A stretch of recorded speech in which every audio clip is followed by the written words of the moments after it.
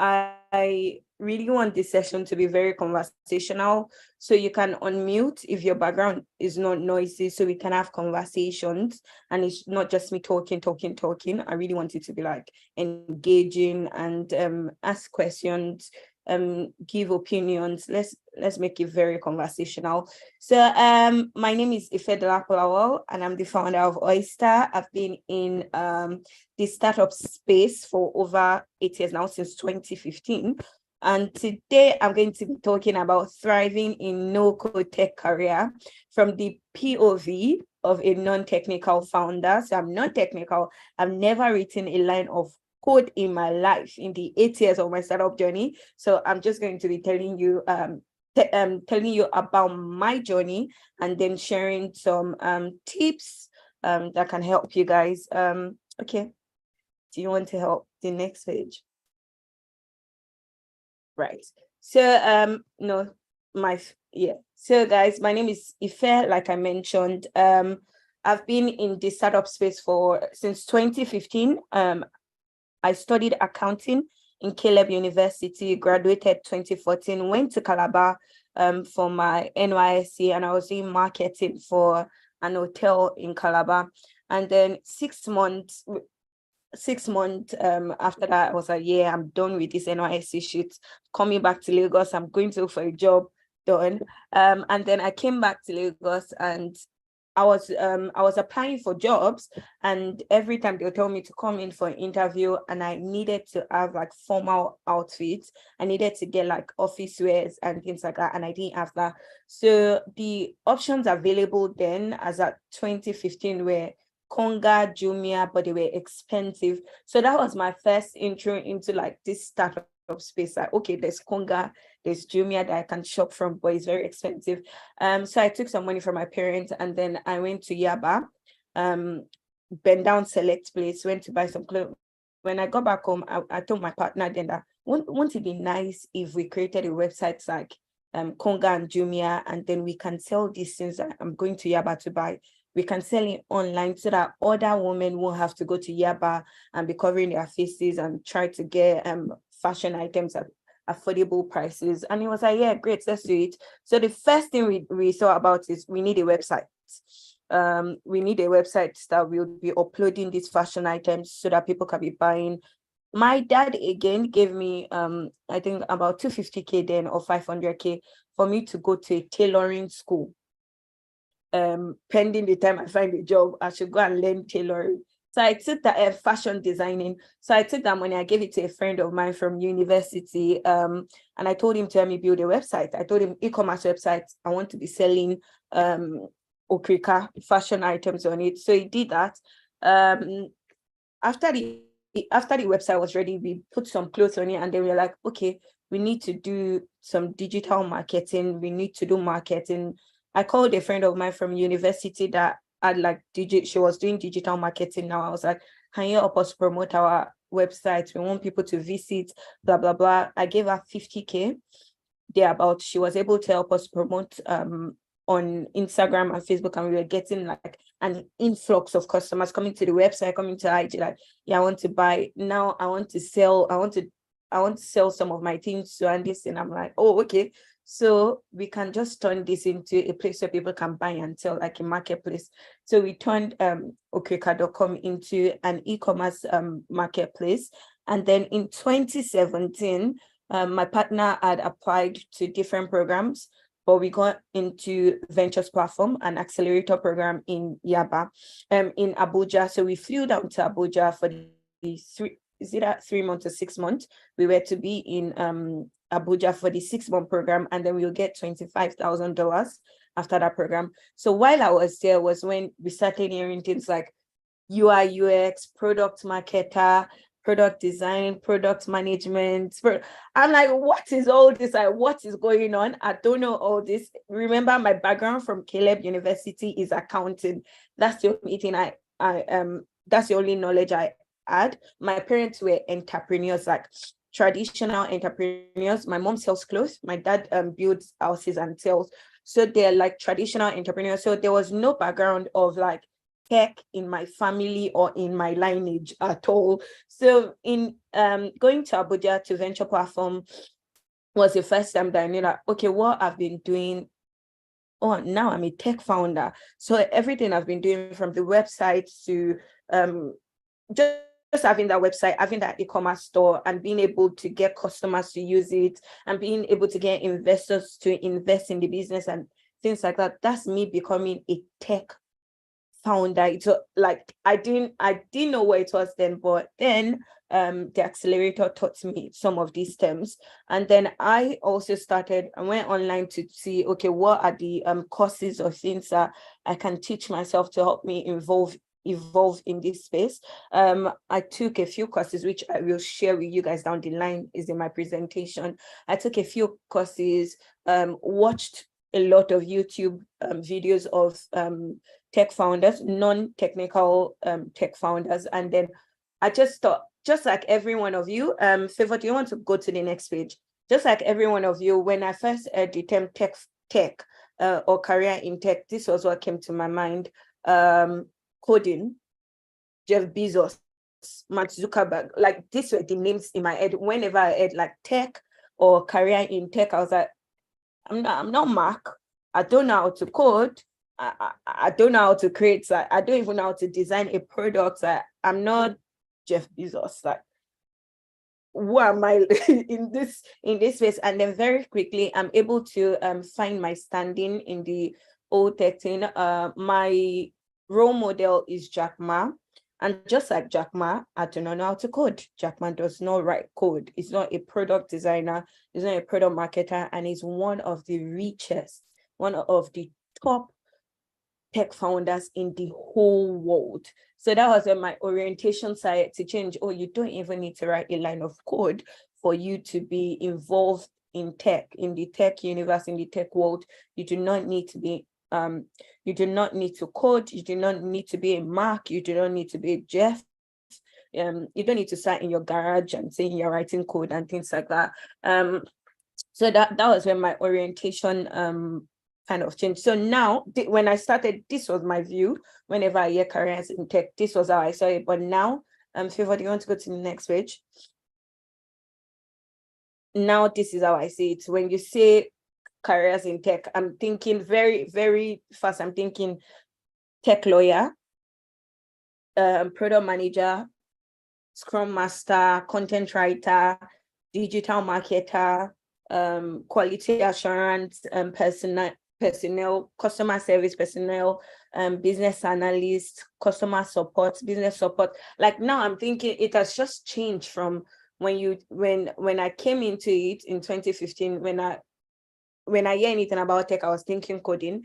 Now, when I hear about tech, these are the things that come to mind. When I hear about tech careers, these are the things that come to mind whenever I hear anything about tech career. Do you want to go to the next page? So let's my team and our journey.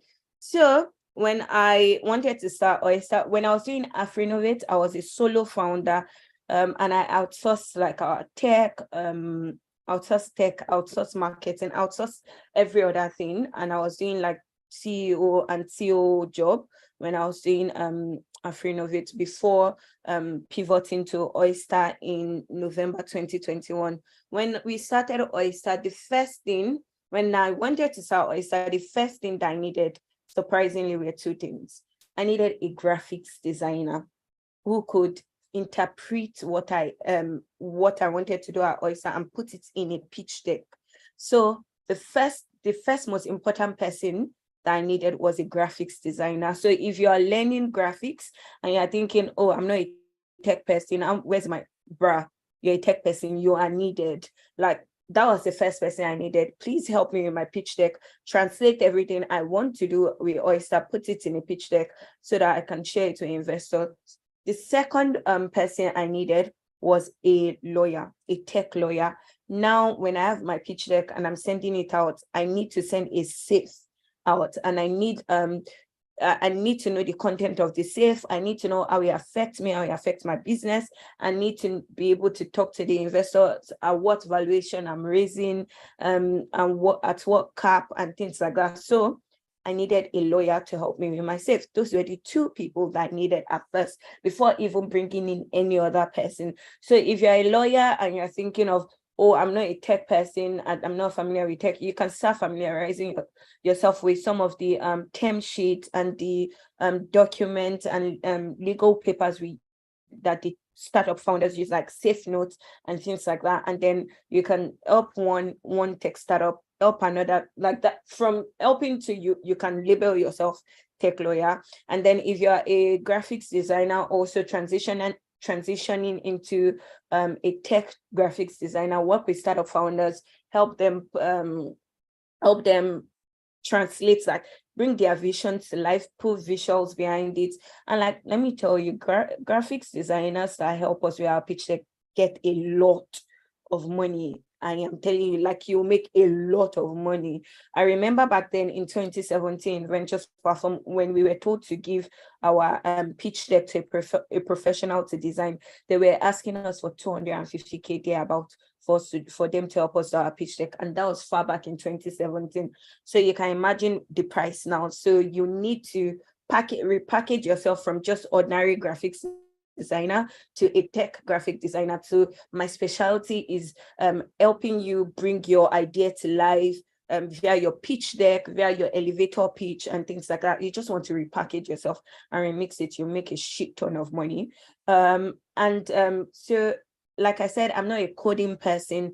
Oyster is all about software as a service. So that means I need someone that knows how to code. So this first person I brought on to join me as a co-founder was my CTO. Tayo is the one sitting there beside me in white. Tayo, I was like, yeah, I need this to be built. Do you want to come on board? It came on board. So it was the one taking care of the tech. The next person we brought in was a product designer. So for Tayo to be able to build what I wanted him to build, a product designer needed to be able to put it, like, draw out the design, do the UI, UX, do the functionalities, the features. So we brought in a product designer. And funny enough, she was still learning in one of those product designs because she had just finished university, preparing for NYSC. So while she was waiting, she went to a UI UX school to learn product designing. So that was when we took her. She had no experience because she was just coming out of school. And then we got one more person to support. Same thing, this other one too, just coming out of UI UX school. She went to the school for 6 months, I believe, and then we had employed her, and now they're like it's been since November 2001. This is 2023. They've been our designers since then. And then we got our head of operations. So now we have design, we have engineers that can build what we want to build. We have money thanks to the lawyers that helped with the safe. We have investors, we have some money in the bank. Now, how do we manage? Because we need to employ more people. We need to go out there, speak to customers, partners. How do we manage the day-to-day activities of the business? So I brought in my COO, Shola.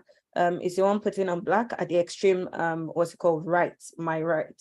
So I brought him in, like, okay, come in as an operations officer, help manage the day-to-day activities happening in the business. Again, Shola does not write code, is not an engineer, is an operational officer. It manages, okay, what's happening today, what's the timeline, when is it going to be done, blah, like, what's this customer saying, what's this partner saying. That was Shola's role with no code. So if you're currently doing operations wherever you are currently working and you want to transition it into tech, I think that's even the easiest transition, coming from a traditional place to a tech place, to transition as a operation officer. It's pretty much the day-to-day activities, but now you have to learn how to use tools. You have to learn how to use tools like Asana, Slack, Skype, to be able to manage people and things like that. Just learn to use the tools. You can label yourself tech operations officer, but there's more that goes with it than what I'm saying. So don't say, if I said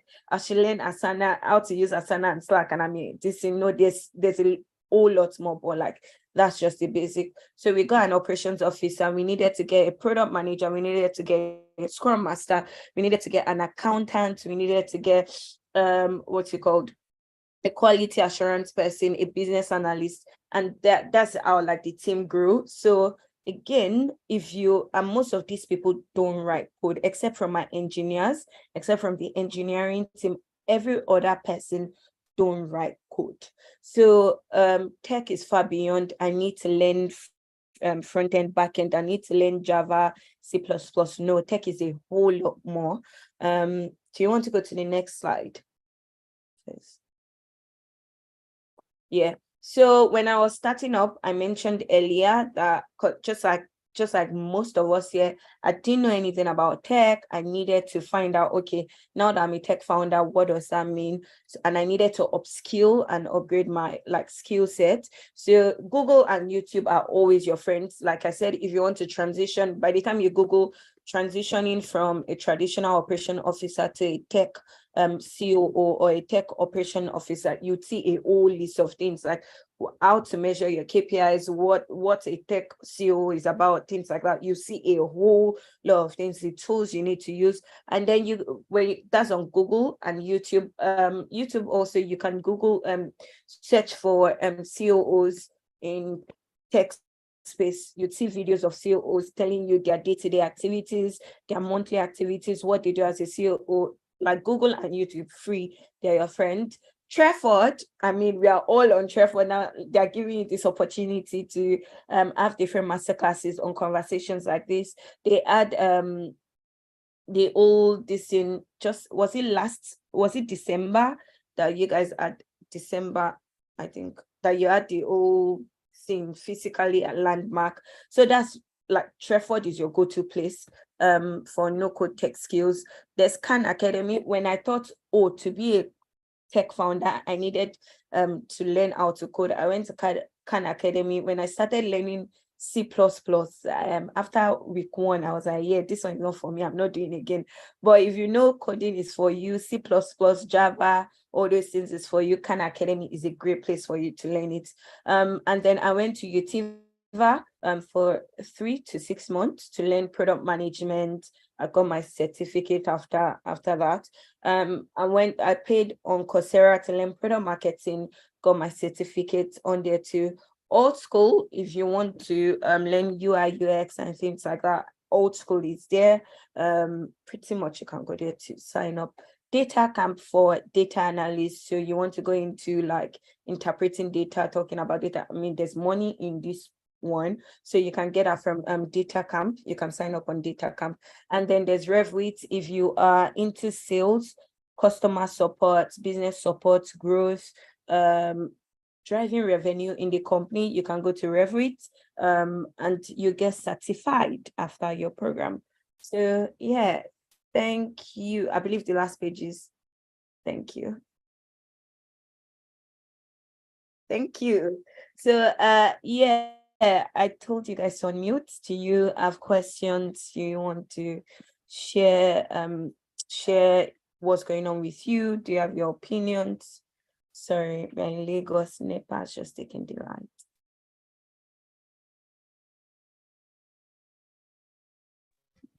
Hi, Ife. Hi. Okay, so can I chat instead? I'm kind of in another meeting, so can I chat? Can I send it to the message box? Yes, please. Okay. All right, thank you. Yes.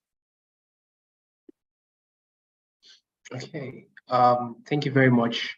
First off, guys, let's just thank Ife so much for that very interesting session we've had with her. I'm going to stop the share now. So we've had a very interesting couple of minutes with Ife. So let's just go in the chat and say a big thank you to Ife for that. Thank you very much, Ife, once again. Wait, I saw one. Sorry for I've just seen one from Murtala. It says, I feels good to be here. Learn how to, his expectation is to learn how to build websites with no code and how to make money from it. Oh, that's so you get platforms like Wix. I personally use Wix. There's sites 1, 2, 3. You can easily build create a website from it in less than 1 hour. I have a personal website. If you check www.ifedolakolawa.com, I built that with Wix. I built that myself in less than 1 hour. And on it, I'm selling my games. I have a game store there. I have my podcast channel there, and I have my YouTube videos there. So yeah, to build website with no code, check Wix. Like, that's my absolute fave. In less than 1 hour, your website is up. You can upload whatever you want to sell, or your courses, or anything you want to do on Wix. NEPA is back again, like in Nigeria. I love it. Interesting. Thank you very much for that.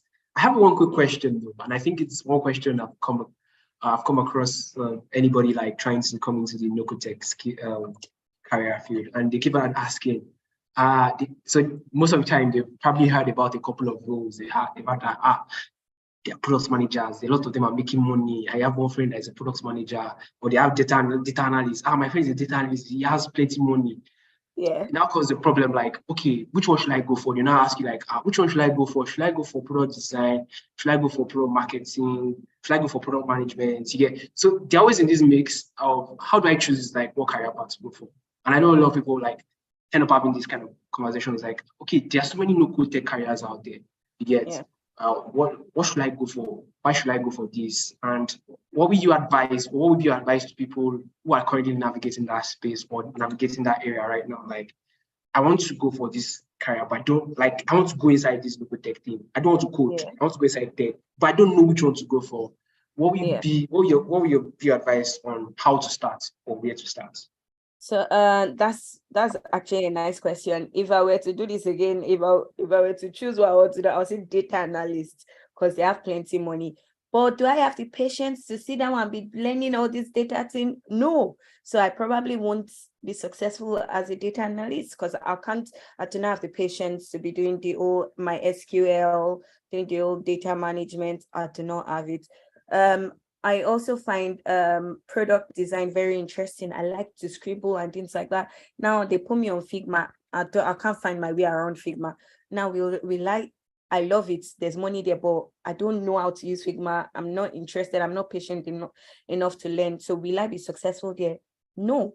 Now that leaves me with product marketing and product management, which does not warrant me to be using Figma or learn how to use my SQL. So I'm able to find myself, develop myself there. It comes easily for me. And from there, I'm now able to create a niche for myself, like visibly let people know that, oh, I'm very good at product marketing. I'm very good at product management.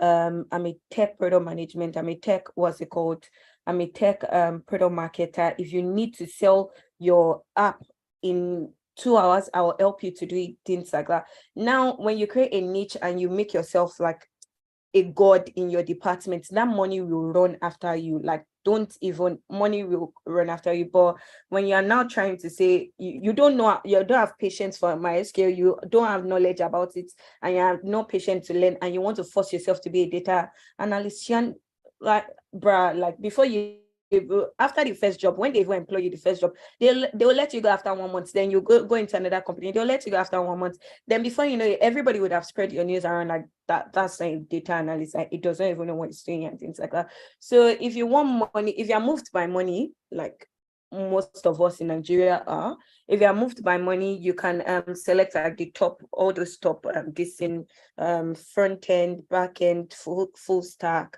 data analysis. Then you have to discipline yourself to learn it, to learn how to write the code, to learn how to do the work, put the time in it, then you make money. But if you know you don't have the time and you don't have the knowledge and you don't have the patience, please just do the ones that come naturally to you. If you're an operation officer before, transition into a tech operations officer. If you're a lawyer before, transition into a tech lawyer.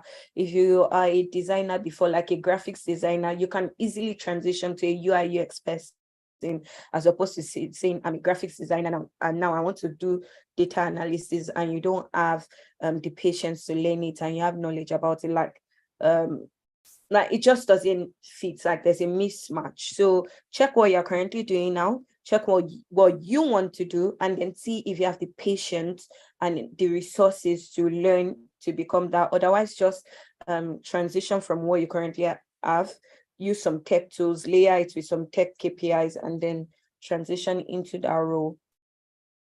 I think that's my advice for people. Oh, thank you very much for sharing that, Ife. That's a good one. So I think we have a couple more questions in the chats.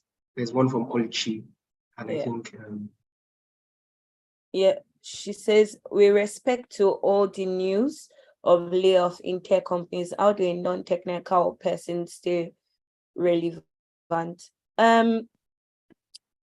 The layoff is affecting both technical people and non-technical people. It's not just non-technical people, but is it affecting more non-technical people? Yes, like HR. But that's because one, there are now tools that are replacing people. There are tools that can replace, like in Oyster, we don't have an HR person. We employed one very early on, but we had to let her go because the things that she was doing, we could automate it. There were tools for us to do that, so there was no need to keep someone there. But we won't let go of our accountant. We won't let go of our financial officer. We won't let go of our lawyer. We won't let go of our product manager. We won't let go of our quality assurance person, of customer support, of business support. We won't let go of integral parts of the business. And these are people that don't write any code, but they are very integral to the business. Once you let them go, it will affect some part of your business. So some of the tech layoffs you're seeing is most people are redundant in their role. Like, there are tools that can take over their roles, do it faster and better. Or there are too many. Like, if we have two business support now, we have to let one go because there's nothing two business support is doing for us. One can handle all the business support. So very early on, when startup raise a huge sum of money, they just feel like, oh, we need to employ 5 accountants, 3 HR, that. But when the money starts going down, like the VC market is going dry now, we say we are in the what's the term now? There's no money in town, so all of us, we have to run lean. So if you have 3 HR, 3 accountants, 2 this, and you cut them down, like which one is the most active one, which one is actually contributing most to the business, and then you let go of the ones that are redundant. We've just identified at Oyster that a business analyst role that we had was redundant. There was no need for a business analyst. Instead of a business analyst, we needed a sales specialist. So again, as in tech, we don't know everything. When it comes to hiring, you think you need everybody, but by the time everybody comes in and you start saying like, oh, there's nothing for this person to do, there's nothing for that person to do, there will be no need for you to keep wasting money. You have to let them go. And again, like I said, there are a lot of tools that are taking over that can do what people are doing. So if you don't stand out in your field, like some people will use tech, and then like there'll be no need for you. And startups are solving startup problems now. We have a tech lawyer in my team, but out of the other Techstars team, we are 12 in Techstars. We are 12 different startups in Techstars. We have a personal lawyer. Most of them don't, because they're all using SideBrief. SideBrief is also one of the companies in Texas, but they do anything legal, anything you want a lawyer to do for you, they do it for you, and it's cheaper, it's less expensive. So people opted to use SideBrief. So startups are also building for startups. So if you want to come into tech, I think you have to be very agile and sharp, and you have to keep learning. Like, no replacement should be able to, no tools or robot or this thing should be able to replace you. Like, you have to keep upskilling. Like, you have to be great at what you do, that if they even want to cut down or lay off people, you'll be the last one. Like, they would have chopped off other people before they come to you. So you have to make yourself more integral to the business. I don't know. That's what I think from a layoff perspective. Sorry, does that answer your question, Oluchi? Yes. Thank you. Yeah. Are there tools automating the job of a product manager? Are there tools? I'm not sure, because we didn't have a product manager for a couple of months, and we saw hell. There was hellfire in the company. Like, engineers were building what I don't know, product designer were designing what I don't know. There was mismatch of everything until we went to bring one senior product manager, like, come, like, we need someone. So I'm not sure if a tool would have done that for us, because like a product manager or a product owner. So I think what you should do, Juliana, don't even call yourself product manager, title yourself product owner. People want product owner. Like, we tell you this is the CEOs, COOs tell you this is a product we want to build. You own the product, you do the market research on the product, you do the features that the product should have, the customer research on the product, things like that. Just label yourself a product owner as opposed to a product manager, because product owner are more invested in products. And when people are hiring, they would most likely hire a product owner as opposed to a product manager that is just saying, I'm coming to manage what you're building, as opposed to, I'm invested in what you're building, I'm doing the research, I'm bringing in this and I'm talking about the features, looking at what the designers are building before it goes to the engineer. After the engineers code it, I'm looking at what they've coded to make sure it's what I've envisioned and things like that. So I think product owner over product manager. And I'm not sure there's something that can automate your job as I now, except from chat GDP or that chat thing that when you ask it one thing, it will give you 100 answers. That one might take all of our jobs, but let's just not yet. It might take all of our job in another 2, 3, 5 years, but right now nothing can replace you. But position yourself as a product owner, not a product manager. I think that would help you stay longer in a company. And if you want to leave that company to go somewhere else, that would help you get a job very faster as a product owner. So yeah, involved in the product from the beginning to the end. Like, if they even want to fire you, they're like, she's the only one that knows what that feature was about. She's the one that did the customer research, the business research on it. We can't just let her go. Like, you'll be so important. So yeah, for anybody that wants to go into product management, just position yourself as a product owner, and then take that 4 steps further, and learn customer research and product business research. I'm a QA analyst working in a food company. I want to transition into tech, and I'm considering product management. What's your advice for me?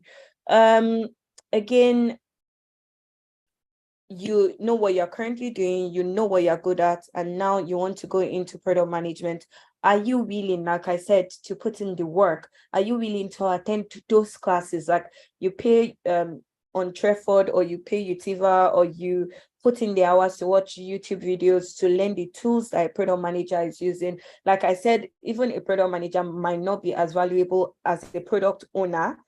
Now, that's what we are currently seeing. That's the trend that's going on. So if you want to transition into a product owner, like, do you have you have to do mad research. I'm talking, if we are bringing in new features, if me as a CEO, I'm telling you that today at Oyster, I want us to be able to help lenders do this. I've brought it to your table. You're the one that will go into, like, do the business research, do if is working somewhere, how is it working somewhere, how do we monetize it, how do we scale the feature, are you willing to do all that work, or you just want the title? If you're not willing to do all that work, if you're not able to do all that work, and you're not willing to learn and put in the hours, then I'm not sure that that's what you would want to be transitioning into, as opposed to transitioning into a tech quality assurance, because you already know what a quality assurance person does. So you just transition it into tech. Like, you guys, engineer, you said you finished building this, you finished building that. Let me make sure it works. Let me make sure it fits what the product designers communicated. Let me see if it fits what the product owners communicated, things like that. Like, that one is, I don't know, easier, because you're already doing that for food, and then, like, you can just transition into a QA for tech. But if you are passionate about product management, like, there's nothing impossible. Put in the hours, go learn those skills, get your certificate, do an internship for a company or two, do an internship, learn from there before you now go out there to position yourself and be applying for, like, a full-time job. That would be my advice for the person with the question. And then Mutakia is asking, what advice will you give someone who has been learning for a while but yet to get an internship? Sorry, what have you been learning, so that I can tailor the answer to that? What have you been learning for a while?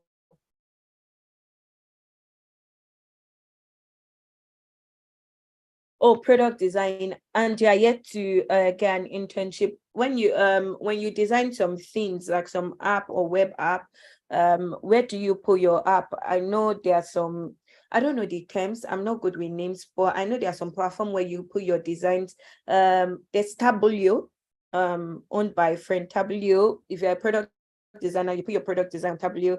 People looking for design person, they go there, they're able to see what you've worked on and immediately contact you. And there's so many platforms like that. So where are you putting your designs? And then when you're saying internship, how many companies do you reach out to say, this is my portfolio, do you need a product design intern? I don't need to get paid, blah, blah, blah. I just want to learn. I think my skill can be valuable to your company. This is what I've done. So if you have something you've done and if it is good, if it's great, please reach out to, and funny enough, you see on LinkedIn, you're able to see, I think a lot of people reach out to me on LinkedIn, and I think few people that signed up for this class also reach out to me on LinkedIn. You see people on LinkedIn, you see startup founders on LinkedIn. If you look for the head of operations, not usually the CEO, leave the CEO, look for head of operations, look for their HR, and send in your what's it called, and say, are you taking interns? This is my portfolio, this is what I've done. I think I'll be valuable to your company. I don't need to get paid, just this thing. I think that would go a long way. And please send to as many people as possible. In tech, when we are looking for funding, we always say that if you've not sent out your pitch deck to 1,000 investors, and all of them saying, I've said no, you've not done anything. So I'll say that to you now, if you've not sent your portfolio to 1,000 companies saying they should check you out, you'll be valuable to them, you want to an internship, then you've not done anything. So go on LinkedIn, put your portfolio, let your portfolio speak for yourself. That would be my advice to Mutakia. Then there's Safia. I think I should have used my Muslim name because there are a lot of Muslim people here. Like, I should have used Jelilat instead of Ife. Like, okay. Thank you so much, Ife. I'm an HR admin assistant. If I'm looking to transition, what's your advice for me? I think HR, you can transition into executive assistant, admin role, operations officer. Operations officer is very good for you. Executive assistant is good for you. Yeah, I think those two roles, people are not really doing HR, are not really employing HR like before. So, but if you position yourself as an operations officer, if they already have a chief operations officer, you can say an assistant to the operations officer, and then he is assistant to the CEOs, to the founders. Like most of the startup I'm saying now, they all have EAs, most of the founders, because the work gets too much and they need someone that can reply to emails the same way they would, that can talk to partners the same way they would, that can sit in rooms and communicate the same way they would. So I think position yourself for an EA or an operations officer role for your transition. And those ones don't require any coding at all. You just need to check for the tools that an EA uses, my own EA, for example, she's on Notion. I think until she joined us, she didn't know how to use Notion. So after she joined, I'm like, Notion is the easiest place that everything I'm doing is on Notion. All documents that needs to be signed, all your tasks are on Notion. Everything I need to do is on Notion. So you need to learn how to use Notion so that you can be in sync and work together. So she's on Notion. I also Excel sheets, like you need to know how to use Excel sheets. You need to know how to draft and send emails on my behalf, how to reply emails. You need to know how to do things like that. So that's what my current EA is doing. So if you want to move from a traditional HR, you can do EA or an operations officer. Just learn the tools that they use. Check. I think there's Asana, there's Slack, there's Notion. There's even someone on Instagram now. If you pay attention, she's selling how to use Notion, because she's teaching you how to use Notion. I think it's for 10K. That's like a job on this thing, just how to use Notion. There are people how to use Slack. That's their job.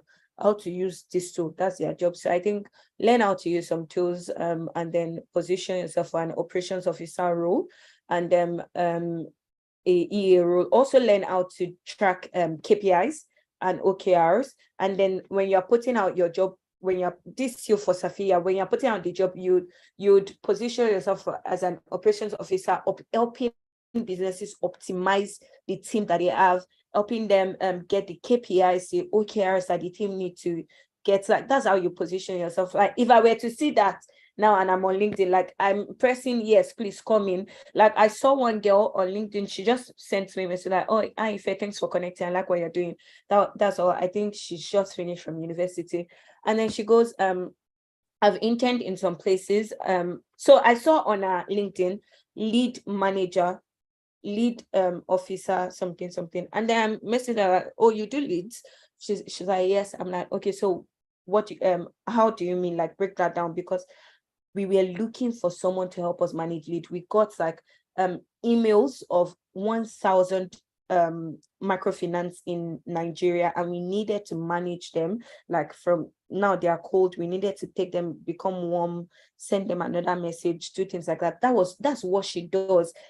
Lead management from the beginning to the end, converting cold emails to warm emails to become revenue generating for your company. And I'm like, please, let's talk. And I think I think my operations officer have signed that on contracts to help us manage our leads. And so that's so instead of us sitting and waiting for an HR role or an admin role, she has just carved somewhere from that role for herself and niched herself to lead manager. So I think that would also help, like, carve this in. Like I said, if I were on LinkedIn now and I saw you, Safiya, and you say you're an operations person and you help startup optimize their team, like what the team is supposed to do in relation to the goals the company is setting, I will reach out to you immediately, because I need my team to be optimized. So don't just sit down and be waiting for HR role. Carve a niche for yourself, learn how to use some tools, and then position yourself in that lane, because like, people are looking for things like that. Does that answer you, Safiya? Then there's Matthew. I have taken a couple of courses in product management, but it isn't easy finding an entry-level jobs or internship. Please, what's your advice? So if you've taken courses, where did you take this course? Please take courses on platforms like Treford, take courses from platform like Utiva, University, platforms that when you are done learning, they also have a community of startups that they can send your portfolios to, so that it will ease your distance. I remember Utiva brought in people from when we finished our product management, when we were graduating, they brought someone from Jumia Food, they brought someone from, I don't know if Paystack, they brought some people, and they were able to see the products that we have built and products we manage, and they reached out to some of us like, okay, and then some of us were on that demo day, we were telling them like, can I intern for you? And then some that were like, oh, we don't need an intern, but I'll refer you to a friend that needs an intern. So I think go to schools that would bring in people to see what you've done when you're graduating, and then would give you a ground to, what's it called, meet startup founders. So don't just go to any type of school that won't help you do that. But if you are self-learned, if you took your courses on Google and things like that, it's hard to prove the product manager role. It's very hard though. Even for me, it's hard for me to explain it to you. It's very hard. So instead of me to prove it after I did my course at Utiva, to prove it for someone, I went to build my own product. I manage my products from end to end. So on my LinkedIn, you see AfriInnovate and Be Founder. I built my product, manage it from end to end. So you can see that I've put the skills, I've put what I've learned, I've put it into practical, and I built a startup of it. So so I think that was the easiest way for me to show my skill as a product manager.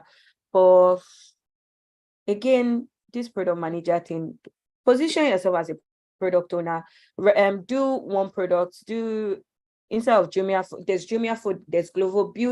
Do something, partner with product designers on this call. You guys design a product, and then you as a product manager do the market research on that product, do the pricing analysis, do the feature on that product, do it as a collaboration with a product designer on this call. If there's a product marketer on this call, to collaborate with them.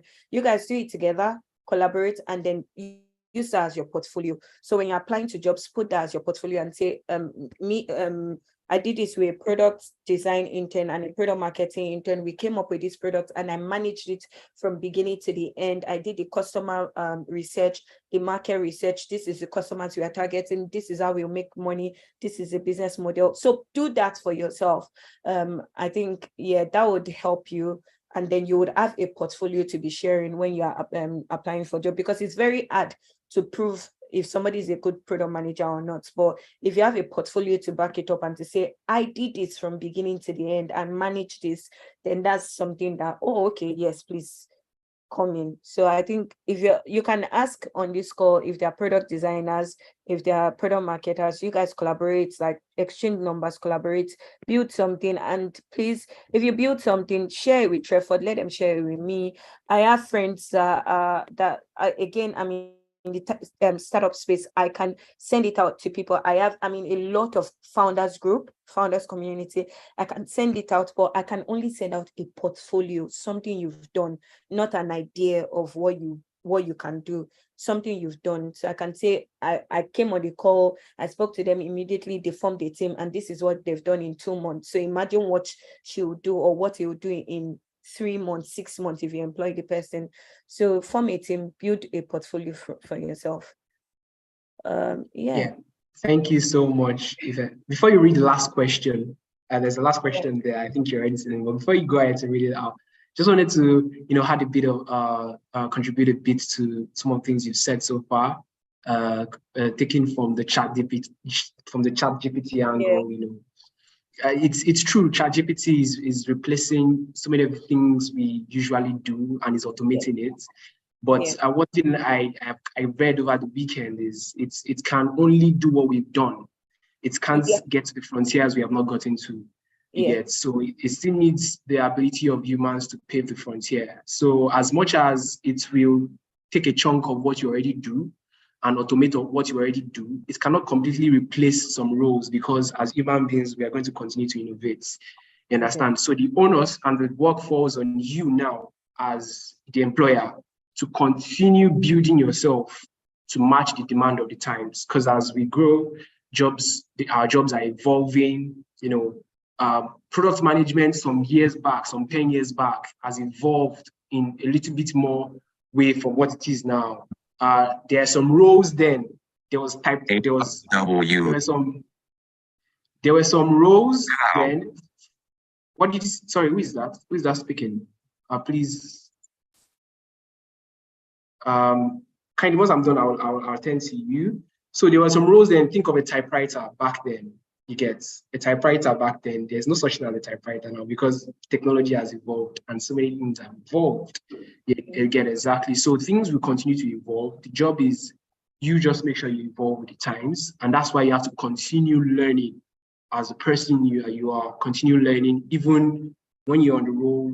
When you're on the job, you continue learning before, prior to getting a job. After, you just keep on learning so you stay relevant, and you keep growing. Unlocking new levels in whatever role you are in. You unlock this niche, unlock that niche, keep on unlocking roles and keep on growing in that niche that you find yourself. And Treford is there to, this is me shamelessly plugging my team here. Treford is there to help you keep on evolving at any stage you find yourself, whether it is product management, you are doing product design, content marketing, product strategy, or any product marketing, anywhere you find yourself, we are there just to help you upskill, and we pride ourselves in saying that we are going to be your lifetime career partner to help you grow and keep on unlocking those levels as you grow. So if you are interested in transitioning into a new role or something like that, Treford, you can check out Treford, you can check out our website, and if the courses on the live classes are like, okay, you're not sure yet. You can go to our e-learning platform. We have that's Course to Trade for Africa, where we have short courses on some of these roles, and you can check it and watch it out and say, okay, this is something I'm interested in. I'll go further into it. Or if not, it's not something you're interested in. You can then, check some other ones that pique your interest. But yeah, that's it for my end. I think you can now go to that last question and Yeah. So the last question is from Ojoko that says, thanks, Ife. I want to join Treford PM February cohort. I have 70% of the fee. We'll be glad to get the remaining 70%, 30% from you. I was asking how much. So yes, I think shots not taken is shots. So I'm it's good that you took your shot. Yes, Favor. So after this call, you can let me know what the 30% left on this particular person, Ojoko Luafemi. You can let me know how much is left, and then I can do that. And then for your, I don't know if you guys take every month for the March class. There was someone that said, I've taken a couple of courses in product management. I don't know, is the person here on this call, and did the person take it at Treford? Matthew? That's it, that's Matthew. Matthew, are you still here? Yeah, Matthew is here, I think. Yeah, Matthew is here. Yeah, are you taking this course at Treford?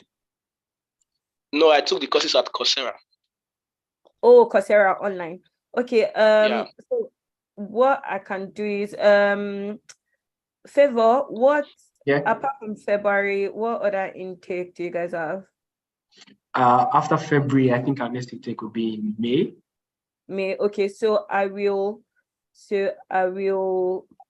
pay for Matthew's May product manager management course, so that if Matthew is available. If Matthew is available, sorry, Matthew, are you available in May? Sorry. If it is February or May, because registration closes, I think, Monday or so, I'm not sure. But whatever when Matthew is available for, if you're available for May or February, as the case may be. Yeah, I'm available currently. Yeah.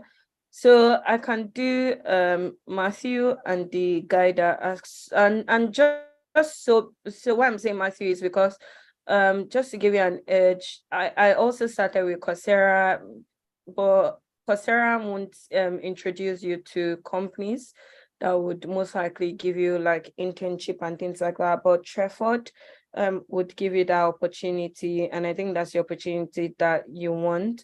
So I'm happy to drop 50% of your Treford class, and then 30% of the Ojoko's class for Treford. So I'll follow up with Favor on that. If it's something that you are interested in, again, because I'm dropping 50%, that would mean you're doing 50%. So is this something that you want to do? It's fine if you're not ready to do it. Yes, I'm ready. Thanks. Yeah, so I'll just do 50 of Matthews and 30 of Ojoko. Awesome. Big thank you to our host today, Ife. Thank you so much, our facilitator today, Ife. Thank you so much for that. So I think at this point, we're going to to round it all off, we have a feedback session at Treford where we always have been giving feedback to our facilitators, to whosoever speaks at Treford. So please share some feedback with Ife via the link in the chat right now. I'm also going to share my screen. So please go to that link and let's share some feedback with Ife about the session. How's the session been so far? What did you enjoy about it? How's it been so far? What did you enjoy about it? How do you think we can improve?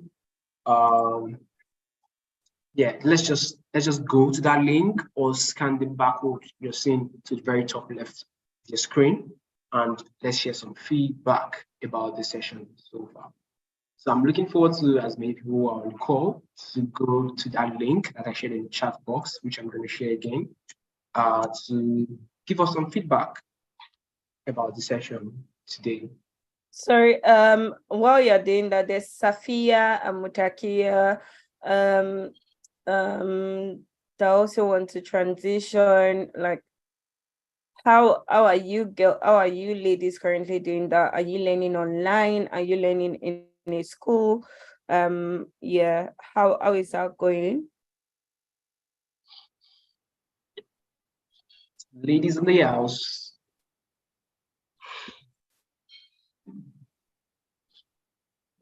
Hi, Sophia, are you there?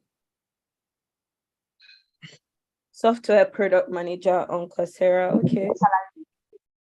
Yes, Favor, Structured I'm sorry. If I can hear you, I'm here.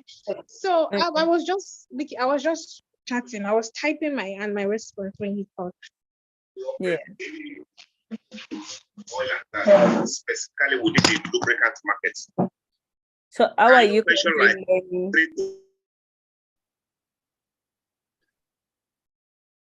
So I think she's gonna chat it. She's gonna chat it out or something. Okay, I think she's chat. Oh, Okay, she's just she's just looking. looking to She hasn't. transition. Oh, okay, makes sense. Okay, so we have 3 people sharing feedback at the moment. I'm looking forward to more people. 1 person has shared their feedback. 3 more people are sharing it. I'm looking forward to more people sharing feedback soon. All right, let's get more people to share feedback. More feedback, please. More feedback, please.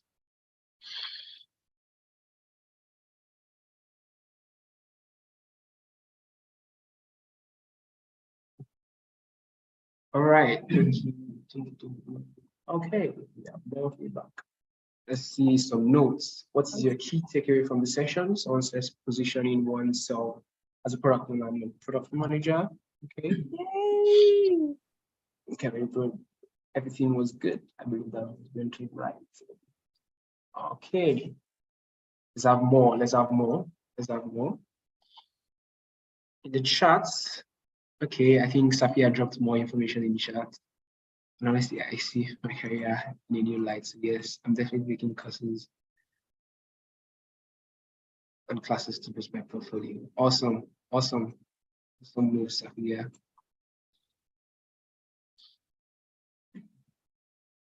Okay, more feedback. Let's get more feedback.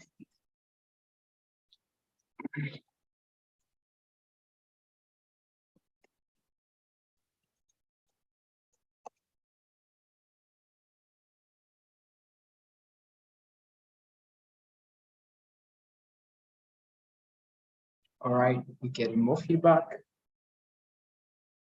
That's what we like to see. We like to see feedback. How was the session?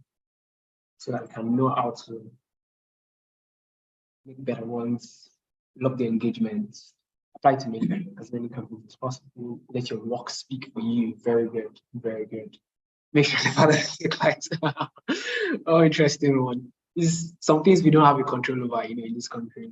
The WhatsApp group will help to create connections and learn more. Very true, very true. If you would like to, we have a community, but it is strictly for people that have gone through our boot camps, where we engage and have more conversations. Besides that, you can always follow us on our social media platforms. We drop very, very insightful content there, and you can always engage with us at any time. Okay, learning to own the product instead of managing it. Okay, we have more feedback here already. So far, so good. Ife, what are you thinking about this feedback? What do you think about this feedback that you're seeing so far? That is all great. Like there are people that were open to learning, and it was engaging. I loved it. Yeah, I really love this, and I hope that from this, woman or man, anybody would be able to think of career in tech differently and position themselves better, and be able to go back and say, every time they send out their portfolio and they get rejected, they have it at the back of their mind that if I said, if I've not done it 1,000 times, I haven't done enough, and I'll just keep putting myself out there, just keep putting myself out there, I'll just keep putting myself out there. That, and also, like, you cannot learn enough. Like, there's no limits. Like, just keep learning. Don't let chats, whatever, come and take your role. Just keep learning and niche yourself. Please niche yourself. If you're looking for HR, QA, anything, niche yourself. Like I told you about the girl that is doing leads leads management on LinkedIn. That's the only thing she puts. Leads management fall under sales, fall under growth, fall under marketing, but she removed herself from all those jargons and just puts down one thing. So look for a way to niche yourself, remove all the jargons. And then last thing, if you don't have the patience to do it, if you don't have the patience to learn it, don't force yourself and say, I must do this by force because there's money in it. If you don't have the discipline and the patience to do it, don't go into it. Look for the one that fits into your type of person. And I'll also use myself as an example. I have ADHD and I am dyslexic. So there was no way in this world that I would have known how to code. If I had forced myself for 10 years, I would still won't know how to code. So know your type of person and know exactly like what fits your person, what fits your personality. And if you don't have the discipline and patience to do it, don't put yourself in it. And always have a portfolio. Product manager, product owner, product designer, product anything, have a portfolio. Do something by yourself, form a team, get people together, build something, have a portfolio and fire it out there.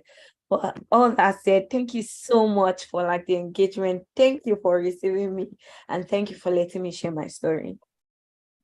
Awesome. Thank you very much. Please let's just go in the chat once again and say a big thank you to Ife for the very, very awesome session we've had with her for the past 1 hour plus on thriving in low-code careers. I believe that with all that we've learned, we can go ahead to start thriving and start growing in our awesome low-code careers. Thank you once again, Ife, for honoring our invite to come speak at Treford's Masterclass. It's great having you. Yeah. All right. Thanks, guys. Bye. Thank you. And